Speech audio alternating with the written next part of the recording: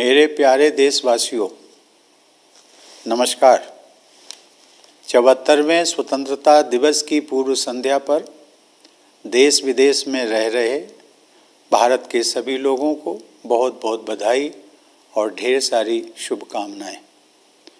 15 अगस्त को हम सब तिरंगे को लहराते हुए स्वाधीनता दिवस समारोह में भाग लेकर और देशभक्ति से भरे गीत सुनकर उत्साह से भर जाते हैं। हमारे युवाओं के लिए यह स्वाधीनता के गौरव को महसूस करने का दिन है। इस अवसर पर हम अपने स्वाधीनता सेनानियों के बलिदान को कृतज्ञता के साथ याद करते हैं। उनके बलिदान के बल पर ही हम सब आज एक स्वाधीन देश के निवासी हैं। हमारे स्वाधीनता संग्राम के आदर्शों की नींव पर ही आधुनिक भारत का निर्माण हो रहा है। हमारे दूरदर्शी राष्ट्र नायकों ने अपने विविध विचारों को राष्ट्रीयता के एक सूत्र में पिरोया था। उनकी साझा प्रतिबद्धता थी देश को दमनकारी विदेशी शासन से मुक्त कराना और भारत माता की संतानों के भविष्य को सुरक्षित करना। उन्होंने अपने कार्यकलापों से आधुनिक राष्ट्र के रूप में भारत की पहचान को मूर्त रूप प्रदान किया। हम सौभाग्यशाली हैं कि महात्मा गांधी हमारे स्वाधीनता आंदोलन के मार्गदर्शक रहे। उनके व्यक्तित्व में एक संत और राजनेता का जो समन्वय दिखाई देता है वह भारत की मिट्टी में ही संभव था। सामाजिक संघर्ष, आर्थिक समस्याओं और जलवायु परिवर्तन से परेशान आज की दुनिया गांधी जी की शिक्षाओं में समाधान पाती है। समानता और न्याय के लिए उनकी प्रतिबद्धता हमारे गणतंत्र का मूल मंत्र है। गांधी जी के बारे में युवा पीढ़ी की जिज्ञासा और उत्साह को देखकर मुझे अत्यंत खुशी होती है। प्यारे देशवासियों, इस वर्ष स्वतंत्रता दिवस के उत्सवों में हमेशा की तरह धूमधाम नहीं होगी। इसका कारण स्पष्ट है। पूरी दुनिया एक ऐसे घातक वायरस से जूझ रही है जिसने जनजीवन को भारी क्षति पहुंचाई है और हर प्रकार की गतिविधियों में बाधा उत्पन्न की है। इस वैश्विक महामारी के कारण हम सबका जीवन पूरी तरह से बदल गया है। यह बहुत आश्वस्त करने वाली बात है कि इस चुनौती का सामना करने के लिए केंद्र सरकार ने पूर्व अनुमान करते हुए समय रहते प्रभावी कदम उठा लिए थे। इन असाधारण प्रयासों के बल पर घनी आबादी और विविध परिस्थितियों वाले हमारे विशाल देश में इस चुनौती का सामना किया जा रहा है। राज्य सरकारों ने स्थानीय परिस्थितियों के अनुसार कार्रवाई की। जनता ने पूरा सहयोग दिया। इन प्रयासों से हमने वैश्विक महामारी की विकरालता पर नियंत्रण रखने और बहुत बड़ी संख्या में लोगों के जीवन की रक्षा करने में सफलता प्राप्त की है। यह पूरे विश्व के सामने एक अनुकरणीय उदाहरण है। राष्ट्र उन सभी डॉक्टरों, नर्सों तथा अन्य स्वास्थ्य कर्मियों का ऋणी है जो कोरोना वायरस के खिलाफ इस लड़ाई में अग्रिम पंक्ति के योद्धा रहे हैं। दुर्भाग्यवश उनमें से अनेक योद्धाओं ने इस महामारी का मुकाबला करते हुए अपने जीवन का बलिदान दिया है। ये हमारे राष्ट्र के आदर्श सेवा योद्धा हैं। इन कोरोना योद्धाओं की जितनी भी सराहना की जाए वह कम है। ये सभी योद्धा अपने कर्तव्य की सीमाओं से ऊपर उठकर लोगों की जान बचाते हैं और आवश्यक सेवाओं की उपलब्धता सुनिश्चित करते हैं। ऐसे डॉक्टर, स्वास्थ्यकर्मी, आपदा प्रबंधन दलों के सदस्य, पुलिसकर्मी, सफाई कर्मचारी, डिलीवरी स्टाफ, परिवहन, रेल और विमानन कर्मी, विभिन्न सेवा प्रदाता, सरकारी कर्मचारी, समाज सेवी संगठन और उदार नागरिक अपने साहस तथा निस्वार्थ सेवा के प्रेरक उदाहरण प्रस्तुत कर रहे हैं। जब गांव और नगर में कामकाज रुक जाता है और सड़कें सुनसान हो जाती हैं, तब अपने अथक परिश्रम से ये कोरोना योद्धा सुनिश्चित करते हैं कि लोगों को स्वास्थ्य सेवाएं और राहत पानी और बिजली, परिवहन और संचार सुविधा, दूध और सब्जी, भोजन और किराने का सामान, दवा और अन्य आवश्यक सुविधाओं से वंचित न होना पड़े। ये अपनी जान को भारी जोखिम में डालते हैं ताकि हम सब इस महामारी से सुरक्षित रहें और हमारा जीवन तथा आजीविका दोनों चलती रहे। इसी दौरान पश्चिम बंगाल और उड़ीसा में आए अम्फान चक्रवात ने भारी नुकसान पहुंचाया, जिससे हमारी चुनौतियां और बढ़ गईं। इस आपदा के दौरान जानमाल की क्षति को कम करने में आपदा प्रबंधन दलों, केंद्र और राज्य की एजेंसियों तथा सजग नागरिकों के एकजुट प्रयासों से काफ़ी मदद मिली। पूर्वोत्तर और पूर्वी राज्यों में देशवासियों को बाढ़ के प्रकोप का सामना करना पड़ रहा है। इस तरह की आपदाओं के बीच समाज के सभी वर्गों के लोग एकजुट होकर संकटग्रस्त लोगों की मदद करने के लिए आगे आ रहे हैं। प्यारे देशवासियों, इस महामारी का सबसे कठोर प्रहार गरीबों और रोजाना आजीविका कमाने वालों पर हुआ है। संकट के इस दौर में उनको सहारा देने के लिए वायरस की रोकथाम के प्रयासों के साथ साथ अनेक जन कल्याणकारी कदम उठाए गए हैं। प्रधानमंत्री गरीब कल्याण योजना की शुरुआत करके सरकार ने करोड़ों लोगों को आजीविका दी है, ताकि महामारी के कारण नौकरी गंवाने, एक जगह से दूसरी जगह जाने तथा जीवन के अस्त व्यस्त होने के कष्ट को कम किया जा सके। लोगों की मदद के लिए सरकार अनेक कदम उठा रही है। इन प्रयासों में कॉरपोरेट सेक्टर, सिविल सोसाइटी और नागरिकों का भरपूर सहयोग मिल रहा है। किसी भी परिवार को भूखा न रहना पड़े, इसके लिए ज़रूरतमंद लोगों को मुफ्त अनाज दिया जा रहा है।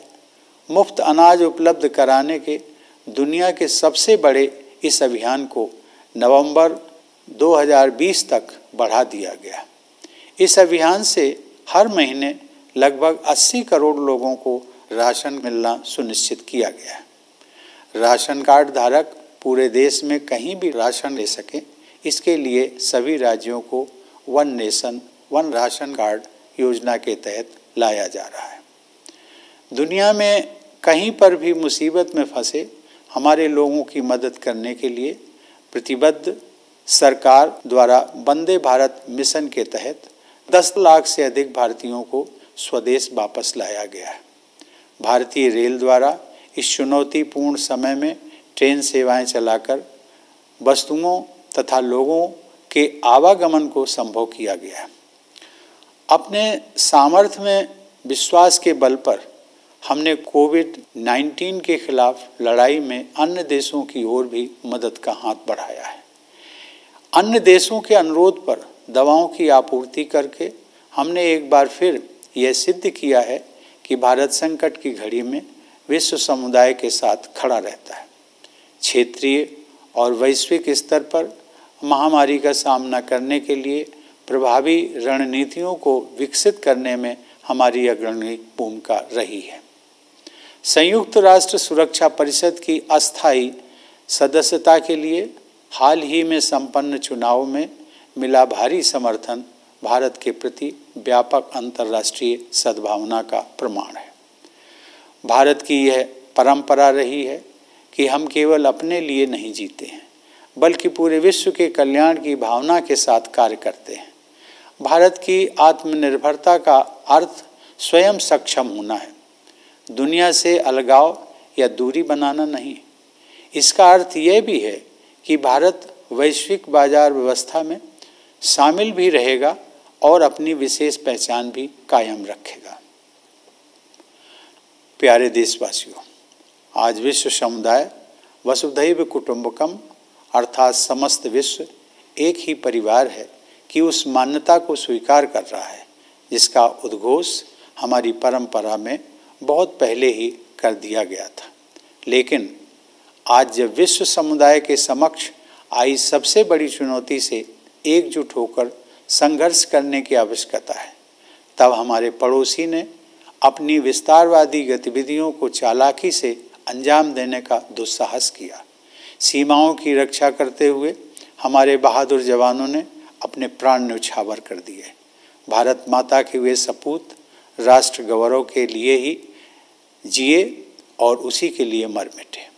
पूरा देश गलवान घाटी के बलिदानियों को नमन करता है। हर भारतवासी के हृदय में उनके परिवार के सदस्यों के प्रति कृतज्ञता का भाव है। उनके शौर्य ने यह दिखा दिया है कि यद्यपि हमारी आस्था शांति में है, फिर भी यदि कोई अशांति उत्पन्न करने की कोशिश करेगा तो उसे माकूल जवाब दिया जाएगा। हमें अपने सशस्त्र बलों, पुलिस तथा अर्धसैनिक बलों पर गर्व है, जो सीमाओं की रक्षा करते हैं और हमारी आंतरिक सुरक्षा सुनिश्चित करते हैं। मेरा मानना है कि कोविड-19 के विरुद्ध लड़ाई में जीवन और आजीविका दोनों की रक्षा पर ध्यान देना आवश्यक है। हमने मौजूदा संकट को सबके हित में, विशेष रूप से किसानों और छोटे उद्यमियों के हित में समुचित सुधार लाकर अर्थव्यवस्था को पुनः गति प्रदान करने के अवसर के रूप में देखा है। कृषि क्षेत्र में ऐतिहासिक सुधार किए गए हैं। अब किसान बिना किसी बाधा के देश में कहीं भी अपनी उपज बेचकर उसका अधिकतम मूल्य प्राप्त कर सकते हैं। किसानों को नियामक प्रतिबंधों से मुक्त करने के लिए आवश्यक वस्तु अधिनियम में संशोधन किया गया है।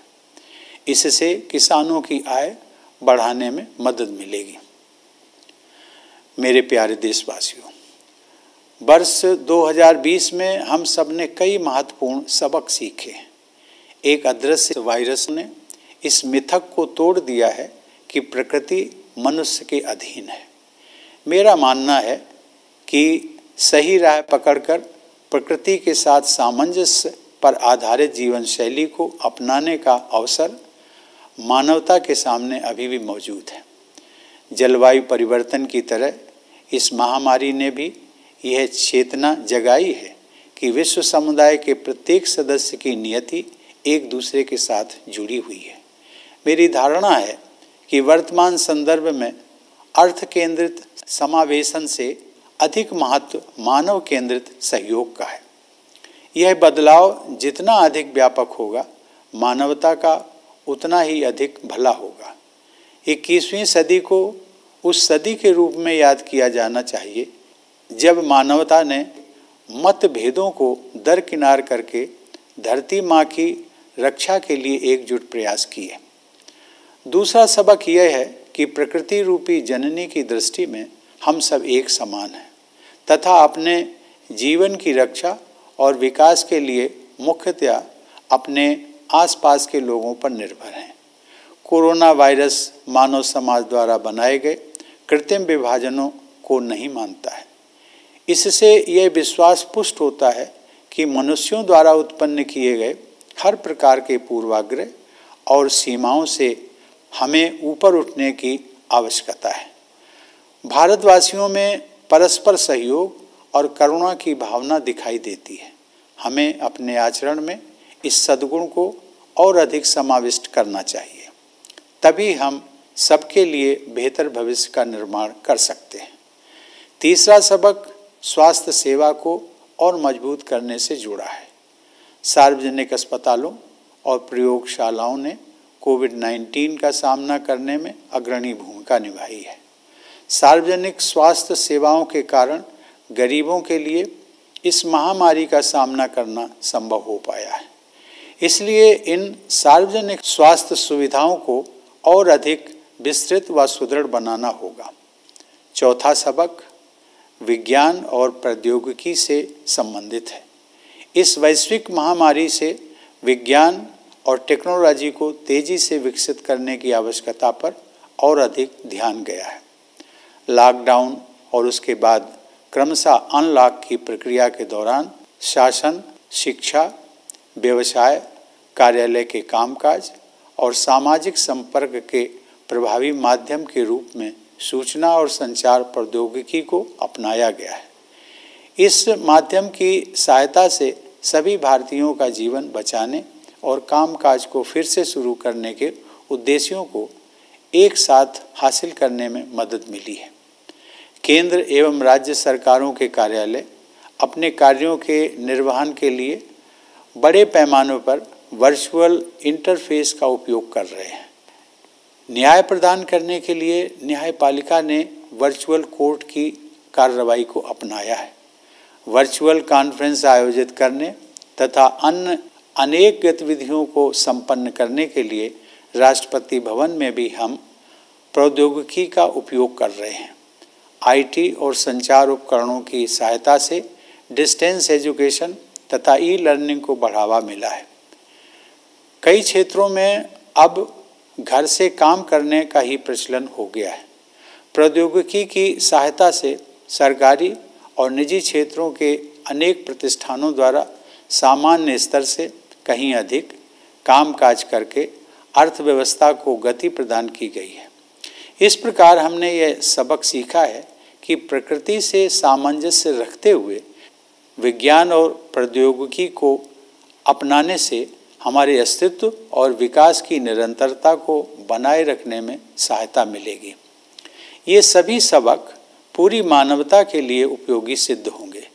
आज की युवा पीढ़ी ने इन्हें भली भांति आत्मसात किया है और मुझे विश्वास है कि इन युवाओं के हाथों में भारत का भविष्य सुरक्षित है। यह दौर हम सभी के लिए कठिन है। हमारे युवाओं की कठिनाई तो और भी गंभीर दिखाई देती है। शिक्षण संस्थानों के बंद होने से हमारे बेटे बेटियों में चिंता पैदा हुई होगी और फिलहाल वे अपने सपनों और आकांक्षाओं को लेकर चिंतित होंगे। मैं उन्हें ये बताना चाहूँगा कि इस संकट पर हम विजय हासिल करेंगे और इसलिए अपने सपनों को पूरा करने के प्रयासों में आप सभी युवाओं को निरंतर जुटे रहना चाहिए। इतिहास में ऐसे प्रेरक उदाहरण उपलब्ध हैं जहाँ बड़े संकटों एवं चुनौतियों के बाद सामाजिक, आर्थिक और राष्ट्रीय पुनर्निर्माण का कार्य नई ऊर्जा के साथ किया गया। मुझे विश्वास है कि हमारे देश और युवाओं का भविष्य उज्जवल है। हमारे बच्चों और युवाओं को भविष्य की ज़रूरतों के अनुसार शिक्षा प्रदान करने की दृष्टि से केंद्र सरकार ने हाल ही में राष्ट्रीय शिक्षा नीति लागू करने का निर्णय लिया है। मुझे विश्वास है कि इस नीति से गुणवत्ता से युक्त एक नई शिक्षा व्यवस्था विकसित होगी जो भविष्य में आने वाली चुनौतियों को अवसर में बदलकर नए भारत का मार्ग प्रशस्त करेगी। हमारे युवाओं को अपनी रुचि और प्रतिभा के अनुसार अपने विषयों को चुनने की आज़ादी होगी। उन्हें अपनी क्षमताओं को विकसित करने का अवसर मिलेगा। हमारी भावी पीढ़ी इन योग्यताओं के बल पर न केवल रोजगार पाने में समर्थ होगी बल्कि दूसरों के लिए भी रोजगार के अवसर उत्पन्न करेगी। राष्ट्रीय शिक्षा नीति एक दूरदर्शी और दूरगामी नीति है। इससे शिक्षा में इंक्लूजन, इनोवेशन और इंस्टीट्यूशन की संस्कृति को मजबूती मिलेगी। नई शिक्षा नीति के तहत मातृभाषा में अध्ययन को महत्व दिया गया है, जिससे बाल मन सहजता से पुष्पित पल्लवित हो सकेगा। साथ ही इससे भारत की सभी भाषाओं को और भारत की एकता को आवश्यक बल मिलेगा। किसी भी राष्ट्र को सशक्त बनाने के लिए उसके युवाओं का सशक्तिकरण आवश्यक होता है और राष्ट्रीय शिक्षा नीति इस दिशा में एक बड़ा कदम है। प्यारे देशवासियों, केवल 10 दिन पहले अयोध्या में श्री राम जन्मभूमि पर मंदिर निर्माण का शुभारंभ हुआ है और देशवासियों को गौरव की अनुभूति हुई है। देशवासियों ने लंबे समय तक धैर्य और संयम का परिचय दिया और देश की देशवासियों को बधाई देता हूँ। मेरे प्यारे देशवासियों, जब भारत ने स्वाधीनता हासिल की तो कुछ लोगों ने ये आशंका जताई थी कि लोकतंत्र का हमारा प्रयोग सफल नहीं होगा। वे हमारी प्राचीन परंपराओं और बहुआयामी विविधता को हमारी राज्य व्यवस्था के लोकतंत्रीकरण के मार्ग में बाधा समझते थे, लेकिन हमने अपनी परंपराओं और विविधता को सदैव अपनी ताकत समझकर उनका संवर्धन किया है और इसीलिए दुनिया का यह सबसे बड़ा लोकतंत्र इतना जीवंत है। मानवता की भलाई के लिए भारत को अग्रणी भूमिका निभाते रहना है। आप सभी देशवासी इस वैश्विक महामारी का सामना करने में जिस समझदारी और धैर्य का परिचय दे रहे हैं, उसकी सराहना पूरे विश्व में हो रही है। मुझे विश्वास है कि आप सब इसी प्रकार सतर्कता और जिम्मेदारी बनाए रखेंगे। हमारे पास विश्व समुदाय को देने के लिए बहुत कुछ है, विशेषकर बौद्धिक, आध्यात्मिक और विश्व शांति के क्षेत्र में। इसी लोक मंगल की भावना के साथ मैं प्रार्थना करता हूँ कि समस्त विश्व का कल्याण हो। सर्वे भवन्तु सुखिनः, सर्वे सन्तु निरामयाः, सर्वे भद्राणि पश्यन्तु, मा कश्चित् दुख भाग भवेत्। अर्थात सभी सुखी रहें, सभी रोग मुक्त रहें, सब लोग अच्छाइयों पर ध्यान दें और किसी को भी दुख न भोगना पड़े। संपूर्ण विश्व के कल्याण का यह संदेश मानवता के लिए भारत का एक अनूठा उपहार है। एक बार फिर आप सबको 74वें स्वाधीनता दिवस की बधाई देते हुए आप सभी के अच्छे स्वास्थ्य एवं सुंदर भविष्य की कामना करता हूँ। धन्यवाद। जय Hind.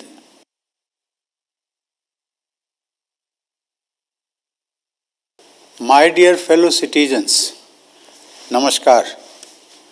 It gives me great pleasure to greet all the people of India living in the country and abroad on the eve of the 74th Independence Day. August 15 fills us with the excitement of unfurling the tricolor, taking part in celebrations and listening to patriotic songs. On this day, the youth of India should feel the special pride of being citizens of a free nation. We gratefully remember our freedom fighters and martyrs whose sacrifices have enabled us to live in an independent nation. The ethos of our freedom struggle forms the foundation committed to the cause of liberating Bharat Mata from oppressive foreign rule and securing the future of our children. Their thoughts and actions shaped the identity of India as a modern nation. We are fortunate that Mahatma Gandhi became the guiding light of our freedom movement. As much a saint as a political leader, he was a phenomenon that could have happened only in India.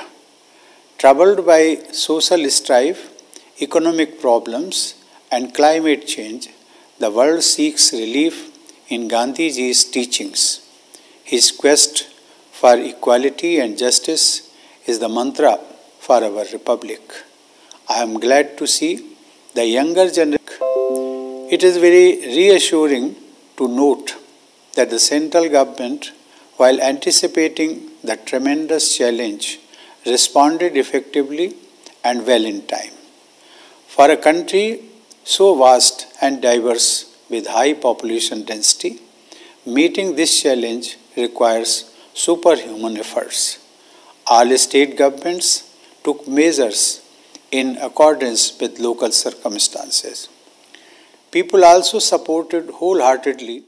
With our committed efforts, we have succeeded in containing the magnitude of the pandemic and saving a large number of lives.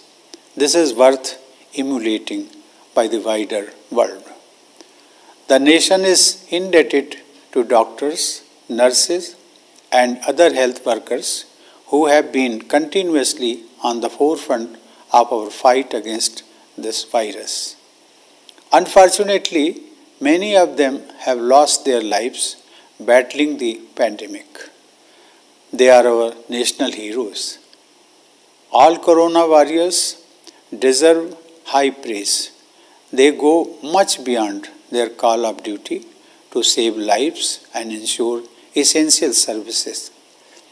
These doctors, health workers, members of disaster management teams, police personnel, sanitation workers, delivery staff, transportation, railway and aviation personnel, providers of various services, government employees, social service organizations, and generous citizens have been scripting inspiring stories of courage and selfless service.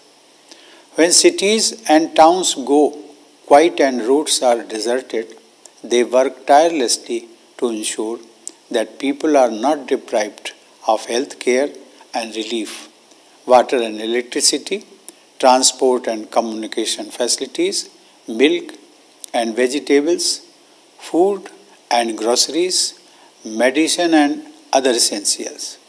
They risk their own lives to save our life and livelihood. Amid this crisis, Cyclone Amphan hit us in West Bengal and Odisha. Concerted response of disaster management teams, central and state agencies, and alert citizens helped minimize loss of life.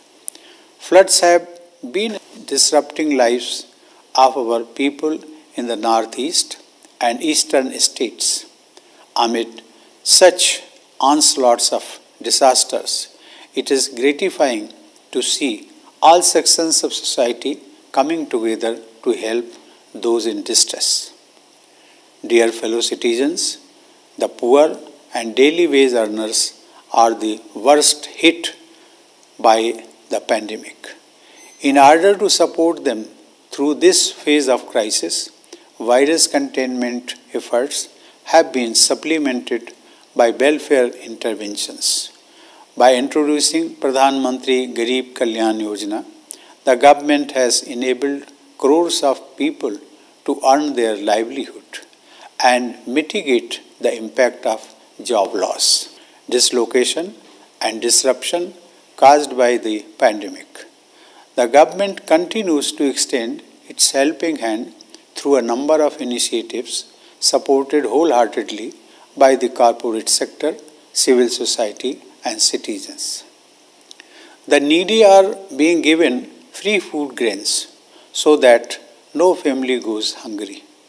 The largest free food distribution program in the world has been extended till the end of November 2020 to provide succor to about 80 crore people every month. In order to ensure that migratory ration card holders get ration anywhere in the country, all states are being brought under the coverage of One Nation, One Ration Card scheme. Committed to taking care of our people stranded anywhere in the world, the government has brought back more than 10 lakh Indians under the Vande Bharat mission. Indian Railways has been operating train services in these challenging circumstances to facilitate travel and transportation of people and goods. Confident of our strengths, we reached out to help other countries in their fight against COVID-19. In responding to calls from countries for supply of medicines, India has once again shown that it stands by the global community in times of distress. We have been at the forefront in evolving regional and global strategies for an effective response to the pandemic. The overwhelming support India got at the elections for the non-permanent seat of the United Nations Security Council is a testimony to the goodwill we enjoy internationally. It has been the tradition of India that we do not just live for ourselves, but work for the well-being of the entire world. India's self-reliance means being self-sufficient without alienating or creating distance from the world. It implies that India will continue to engage with the world economy while maintaining its identity. Dear fellow citizens, the world now realizes what our sages had said long ago. The global community is but one family, Vasudhaiva Kutumbakam. However, even while the world community needs to fight together against the greatest challenge before humanity, some in our neighborhood tried to carry out their misadventure of expansion. Our brave soldiers laid down their lives defending our borders. Those worthy sons of Bharat Mata lived and died for national pride. The entire nation salutes the martyrs of Galwan Valley. Every Indian feels grateful to their family members. Their bravery in combat has demonstrated that while we believe in peace, we are also capable of giving a befitting response to any attempt of aggression. We are proud of the members of our armed forces, paramilitary forces, and police personnel who protect the borders and ensure our internal security. I believe that in the fight against COVID-19, life and livelihood both are essential. We have looked at the current crisis as an opportunity to initiate reforms to revitalize the economy for the benefit of all, especially farmers and small entrepreneurs. Landmark reforms have been introduced in agriculture sector. Now farmers can have barrier-free trade and get the best price for their produce anywhere in the country. The Essential Commodities Act has been amended to remove certain regulatory restrictions on farmers. This will help raise farmers' income. Dear fellow citizens, we have learnt some tough lessons in the year 2020. The invisible virus has demolished the illusion that human being is the master of nature. I believe it is still not too late for humanity to correct its course and live in harmony with nature. The pandemic, like climate change, has awakened the global community to our shared destiny. In my view, human-centric collaboration is more important than economy-centric inclusion in the present context. The greater this change, the better it will be for the humanity. The 21st century should be remembered as the century when humanity put aside differences and collaborated to save the planet. The second lesson is that we are all equal before Mother Nature and we primarily depend on our fellow residents for survival and growth. Coronavirus does not recognize any artificial divisions created by human society. This reinforces the belief that we need to rise above all man-made differences, prejudices, and barriers. Compassion and mutual help have been adopted as basic values by the people in India. We need to further strengthen this virtue in our conduct. Only then can we create a better future for all of us. The third lesson is about augmenting health infrastructure. Public hospitals and laboratories have been leading the fight against COVID-19. Public health services have helped the poor cope with the pandemic. In view of this, public health infrastructure needs to be expanded and strengthened. The fourth lesson relates to science and technology. The pandemic has highlighted the need to accelerate developments in science and technology. During the lockdown and subsequent unlocking, information and communication technology has emerged as an effective tool for governance, education, business, office work, and social connect. It has helped meet the twin objectives of saving lives and resumption of activities. Offices of the Government of India and of the state governments have been extensively using virtual interface to discharge their functions. The judiciary has been conducting virtual court proceedings to deliver justice. In Rashtrapati Bhavan also, we have used technology to conduct virtual conferences and carry out many activities. IT and communication tools have promoted e-learning and distance education. Work from home has become the norm in many sectors. Technology has enabled certain establishments in government and private sectors to work overtime to keep the wheels of the economy running. Thus, we have learnt the lesson that adoption of science and technology in harmony with nature will help sustain our survival and growth. These lessons will prove useful to humanity. The younger generation has learnt the lessons well, and I believe that the future of India is safe in their hands. These are difficult times for all of us, more so for our youth. The closure of our educational institutions would have caused anxiety among our girls and boys, casting a shadow over their dreams and aspirations for the time being. However, I would like them to remember that these difficult times won't last, and they should not give up working for their dreams.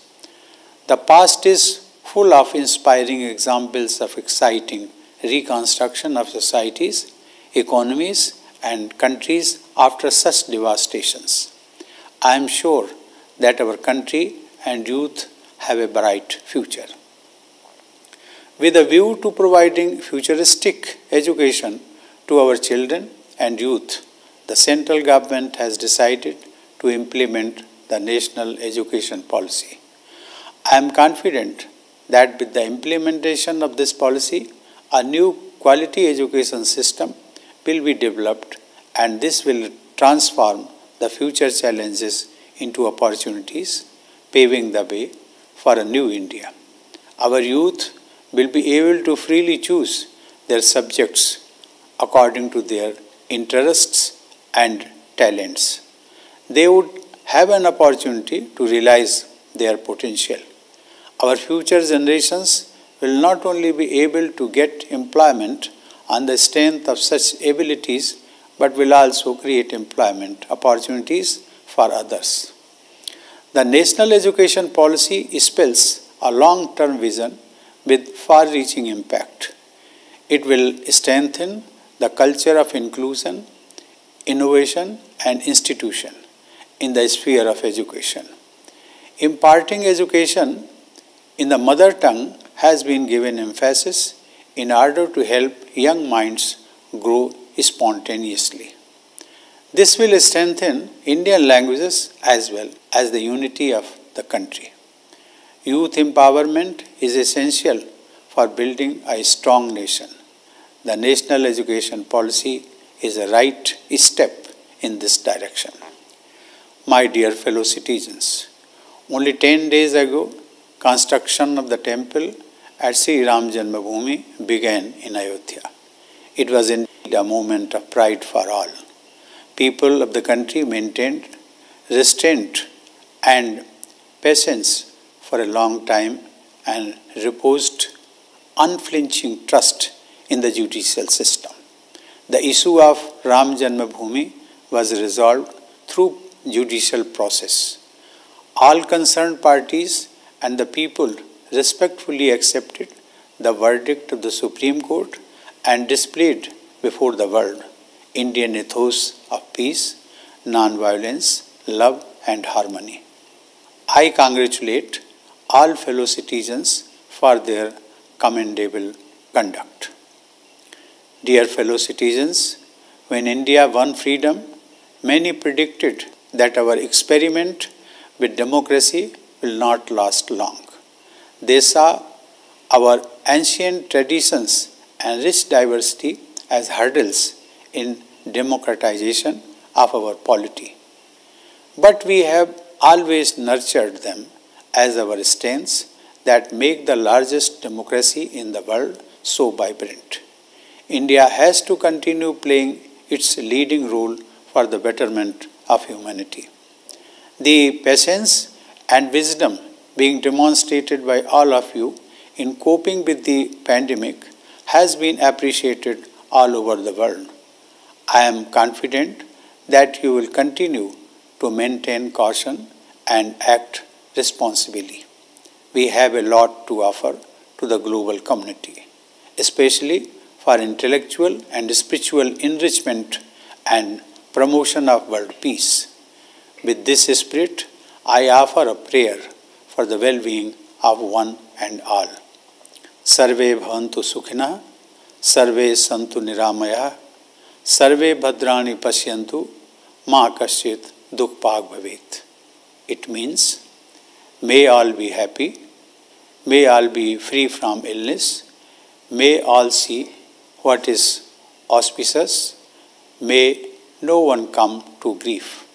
The message of this prayer for universal well-being is India's unique gift to humanity. I once again congratulate you on the eve of 74th Independence Day. I wish you good health and a bright future. Thank you. Jai Hind. Subscribe to our channel by clicking the subscribe button.